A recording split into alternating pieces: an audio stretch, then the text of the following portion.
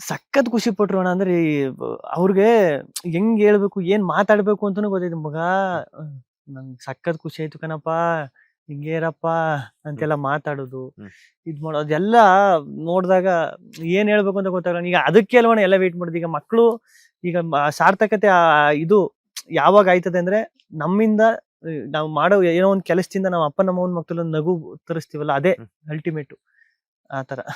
S, ನಿಮ್ ತಂದೆ ತಾಯಿ ಜೊತೆಗೆ ನಿಮ್ ಅಣ್ಣನ ಬಗ್ಗೆನೂ ಕೂಡ ಕೇಳ್ಬೇಕು. ನಿಮ್ ಅಣ್ಣ ಅವ್ರಿಗೆ ನಾವ್ ಮೀಡಿಯಾದವರೆಲ್ಲ ಎಷ್ಟು ಕಾಟ ಕೊಟ್ಟಿದೀವೋ ಗೊತ್ತಿಲ್ಲ ಪಾಪ. ಒಂದ್ ದಿನಾನೂ ಕೂಡ, ಒಂದು ಕ್ಷಣನೂ ಕೂಡ ಬೇಜಾರ್ ಹಾ. ಮಾಡ್ಕೊಂಡಿಲ್ಲ.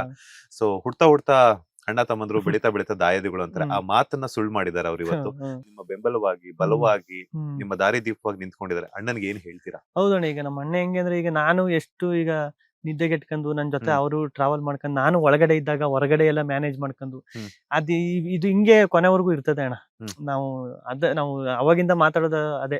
ನಮ್ಮ ಅಣ್ಣ ನಾನಿಬ್ರು ಮುಂಚೆಯಿಂದನು ಹ್ಮ್, ನಾವು ಭಾಗ ಆಗೋದು ಬೇಡ, ಜಗಳಾಡೋದು ಬೇಡ, ಕಿತ್ತಾಡೋದು ಬೇಡ, ಹ್ಮ್, ಹೆಂಗಿದೀವಿ ಈಗ ಹಂಗೆ ಇದ್ಬಿಡುವ, ಮದುವೆ ಆಗಿ ಮಕ್ಕಳಾದ್ರು ಹ್ಮ್. ಅದೇ ಹಂಗೆ ಇರ್ತೀವಣ್ಣ.